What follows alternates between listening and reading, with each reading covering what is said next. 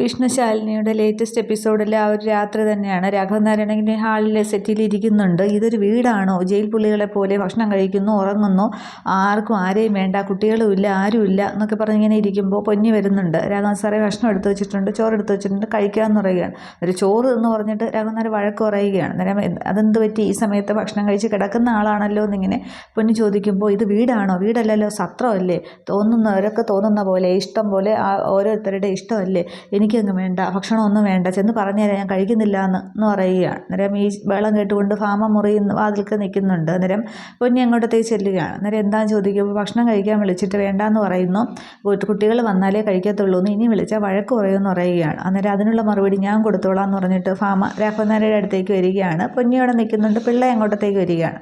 അന്നേരം രാഘവേട്ടൻ എന്താ ഭക്ഷണം കഴിക്കാത്തതെന്ന് ചോദിക്കുമ്പോൾ, പിന്നെ ഇവിടെ നീ ഭക്ഷണം കഴിക്കണമെങ്കിൽ ഇവിടെ ആരെങ്കിലും വേണ്ടേ, ഇവിടെ വിഷ്ണുവും കുട്ടികളും ഒക്കെ വേണം, പിന്നെ ശാലിനിയും വേണം, അവളെ തിരിച്ചു വിളിക്കണമെന്ന് പറയുകയാണ്. അന്നേരം അവളെ ഇറക്കി വിട്ടതിന് വ്യക്തമായ കാരണം ഉണ്ട് എന്ന് പറയുകയാണ്. അന്നേരം എന്തോന്ന് കാരണം എന്ന് ചോദിക്കുക. അന്നേരം പൊന്നിയും പിള്ളേർക്ക് ഇങ്ങനെ നോക്കി നിൽക്കുന്നേ ഉള്ളൂ.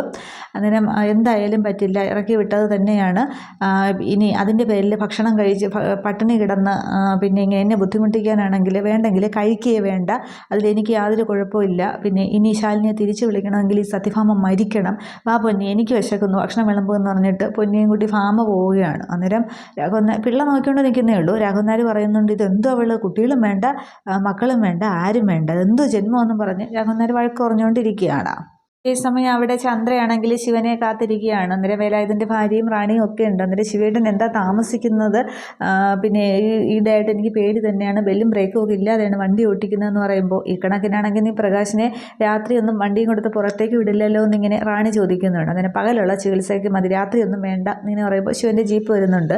അന്നേരം ദേ വന്നല്ലോ നിൻ്റെ പുന്നാരേട്ടൻ എന്നിങ്ങനെ പറഞ്ഞ് റാണി കളിയാക്കുന്നുണ്ട്. അന്നേരം വണ്ടിയിൽ നിന്ന് ശിവനും ശാലിനിയും കുട്ടികളും ഒക്കെ ഇറങ്ങുമ്പോൾ ഇവരെല്ലാവരും കൂടെ മുറ്റത്തേക്ക് ചെല്ലുകയാണ്. അന്നേരം ശാലിനി ചേച്ചിയും കുട്ടികളും ഒക്കെ ഉണ്ടല്ലോ എന്ന് പറയുകയാണ്. അന്നേരം ശിവൻ പറയുന്നുണ്ട്, ചന്ദ്രേ കുറച്ച് ദിവസം ശാലിനിയും കുട്ടികളും നമ്മളോടൊപ്പം ഇവിടെ കാണുമെന്ന് പറയുകയാണ്. അന്നേരം അതിനെന്താ, നമുക്ക് ഒരു കുടുംബം പോലെ ഇവിടെ ഇങ്ങ് കഴിയാമെന്ന് പറയുകയാണ്. അന്നേരമാണെങ്കിൽ ശിവൻ പറയുന്നുണ്ട്, നമ്മളെ കൊണ്ടാവുന്നതല്ല ശാലിനി ചേച്ചി ചെയ്തു തരാമെന്നൊക്കെ റാണിയും പറയുന്നുണ്ട്. അന്നേരം ശിവൻ ശാലിനിയോട് പറയുകയാണ്, സൗകര്യങ്ങളൊക്കെ കുറവാണെന്ന് ശാലിനി ഒന്ന് അഡ്ജസ്റ്റ് ചെയ്യണം. അന്നേരം കുടുംബശ്രീ ഹോട്ടലിലെ ഒറ്റമുറി അടുക്കളയേക്കാൾ സൗകര്യം ഉണ്ടാവുമല്ലോ, എനിക്കും കുട്ടികൾക്കും കുറച്ച് ദിവസം ഒരു വീട് കിട്ടുന്ന ഒരു മനസ്സമാധാനത്തോടെ കഴിയണം, അത്രയേ ഉള്ളൂ എന്ന് പറയുമ്പോൾ അത് ഞാൻ ഉറപ്പ് തരാമെന്നിങ്ങനെ ശിവൻ പറയുകയാണ്. തുടർന്ന് ചന്ദ്രയോട് പറയുന്നുണ്ട്, കുട്ടികളെ കൊണ്ടുപോയി മുറിയൊക്കെ കാണിച്ചു കൊടുക്കുക. അന്നേരം വാ ചേച്ചി എന്നും പറഞ്ഞ് എല്ലാവരും കൂടി അകത്തേക്ക് കയറുകയാണ്. ശിവനോട് വെളിയിൽ തന്നെ നിൽക്കുന്നേ ഉള്ളൂ. എന്നിട്ട് റൂം കൊണ്ടുപോയി ചന്ദ്ര കാണിച്ചു കൊടുക്കണ്ടേ, ചേച്ചിയും കുട്ടികളെ ഈ മുറി എടുത്തോളൂ എന്ന് പറയുക. അന്നേരം അപ്പോൾ നിങ്ങളോ ചോദിക്കുമ്പോൾ ഞങ്ങൾ രണ്ടുപേരും കൂടി അപ്പുറത്ത് കിടന്നോളാം, ശിവയുടെ സോഹ തന്നെ ധാരാളം എന്ന് പറയുകയാണ്. അന്നേരം ഇവരുടെ വീട് അപ്പുറത്തെ വീടാണ് എന്ന് പറയുന്നുണ്ട്, ചന്ദ്രയുടെയും അല്ല റാണിയുടെയും വേലായുധൻ അവരുടെ. അന്നേരം റാണി പറയുന്നുണ്ട്, ഞങ്ങൾ അപ്പുറത്താണ് താമസം, പകലൊക്കെ എപ്പോഴും ഇവിടെ കാണുമെന്നേ ഉള്ളൂ എന്ന് പറയുകയാണ്. അന്നേരം ചന്ദ്ര പറയുന്നുണ്ട്, എന്തെങ്കിലും ആവശ്യമുണ്ടെങ്കിൽ വിളിച്ചാൽ മതി, ഞാൻ അപ്പുറത്ത് കാണും, പിന്നെ വാഷ്റൂമൊക്കെ അപ്പുറത്താണെന്ന് പറഞ്ഞിട്ട് അവർ മൂന്നുപേരും വെളി ഇറങ്ങുന്നുണ്ട്. അങ്ങനെ ശാലിനി ആകെ വിഷമിച്ച് അങ്ങോട്ട് കട്ടിലേക്ക് ഇരിക്കുമ്പോൾ നമ്മൾ എത്ര ദിവസം അമ്മ ഇവിടെ താമസിക്കുക എന്നിങ്ങനെ സത്യ ചോദിക്കുന്നുണ്ട്. അന്നേരം ഒരു വീട് കിട്ടുന്നത് വരെ എന്നിങ്ങനെ പറയുകയാണ്. അന്നേരം ഞാൻ വാഷ്റൂം പോയിട്ട് വരാമെന്നും പറഞ്ഞ് സത്യ അങ്ങോട്ട് മാറുമ്പോൾ ഞാനും വരുന്നു എന്ന് പറഞ്ഞ് പപ്പിയും പിന്നാലെ ഓടുകയാണ്. അന്നേരം ശാലിനി വിഷമിച്ചിരുന്ന് ആലോചിക്കുന്നത് ഗോപാലകൃഷ്ണൻ പറഞ്ഞത് ശ്യാമ പറഞ്ഞതൊക്കെയാണ്, വലിയൊരു ഇൻഷുറൻസ് കയ്യിലേക്ക് കിട്ടിയാൽ എങ്ങനെ വേണ്ടാന്ന് വയ്ക്കും, പിന്നെ ശരീരയുടെ കുഞ്ഞിന് പോലെ മറ്റൊരു കുഞ്ഞിനെ കാണിച്ചില്ലേ, ഇത്രയ്ക്ക് ക്രൂരത ചെയ്യാൻ നിനക്കല്ലേ കഴിയുന്നതൊക്കെ ആലോചിച്ച് ശാലിനി വിഷമിച്ചിരിക്കുന്നുണ്ട്. ശിവനാണെങ്കിൽ വെളിയിലും ഇങ്ങനെ ആ ഒരു തുളസിത്തറയുടെ അപ്പുറത്തേക്ക് ശിവനും അങ്ങനെ ഇരിക്കുകയാണ്.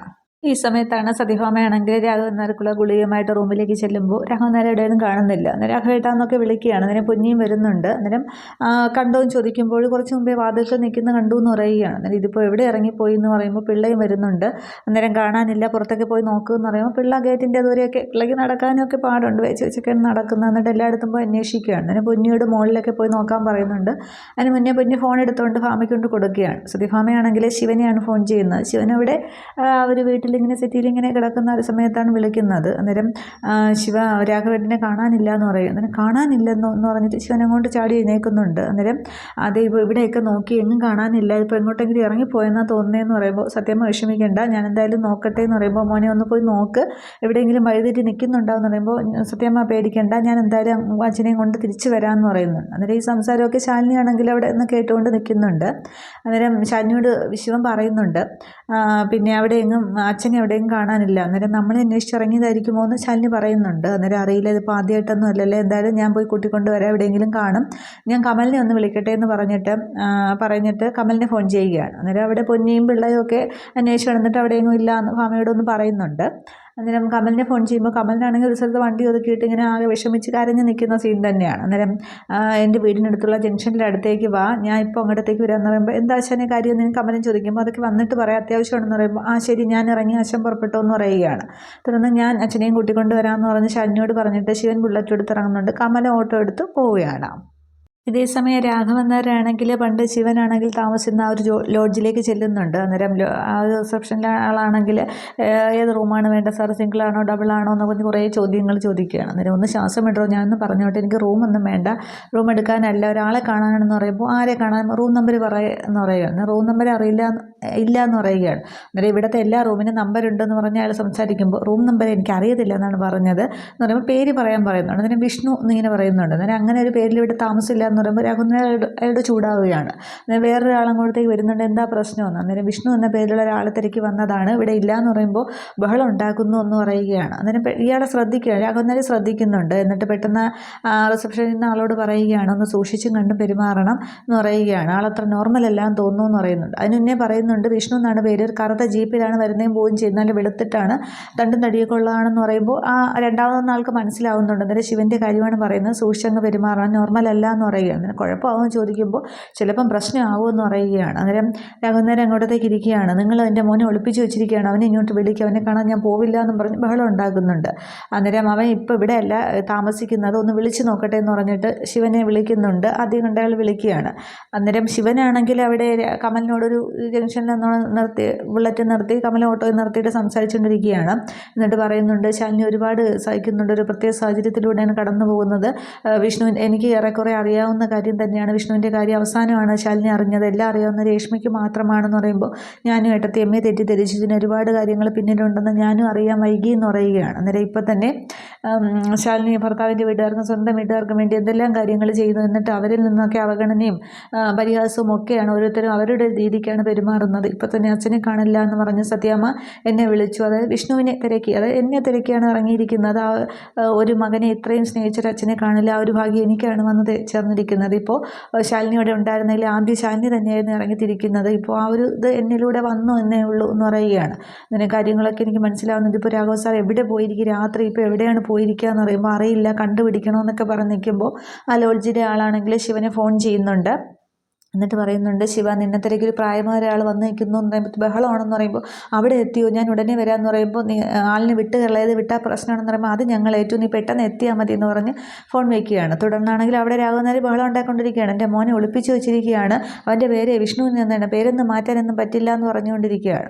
ഈ സമയത്ത് അപ്പോൾ ഉടനെ വരുമെന്ന് ഇവർ പറയുന്നുണ്ട്. അന്നേരത്തേക്ക് ശിവനാണെങ്കിൽ കമലിൻ്റെ ഓട്ടോ കയറിയിൽ വണ്ടി എടുക്കുമെന്ന് പറയും. അന്നേരം ബൈക്ക് ചോദിക്കുമ്പോൾ അതൊക്കെ അവിടെ ഇരിക്കട്ടെ, നമുക്ക് ആ ലോഡ്ജിലെത്താമെന്ന് പറഞ്ഞൊരു ഓട്ടോയിൽ ചെല്ലുന്നുണ്ട്.